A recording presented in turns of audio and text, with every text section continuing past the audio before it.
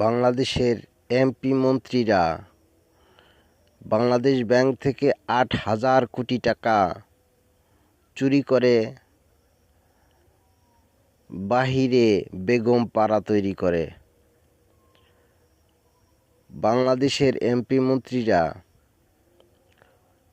পদ্মা সেতুর প্রথম বাজেট ৩০,১৯৩ কোটি টাকা চুরি করে অন্য দেশে পাচার করে, সেই দেশে বেগম পাড়া তৈরি করে, যার কারণে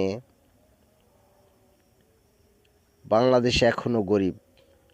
১০০ টাকা বাজেট হলে উন্নয়নের জন্য আমরা পাই মাত্র ৫ টাকা, বাকি ৯৫% টাকা সব মন্ত্রী এমপিরা ওই দুর্নীতিবাজরা খেয়ে ফেলে। আল্লাহ পাক এই থেকে আমাদেরকে হেফাজত করুক। সুতরাং ভোট দেওয়া চাই নেককার পরহেজগার আল্লাহওয়ালাদেরকে। দুর্নীতিদেরকে ভোট দিলে গুনাহ হবে।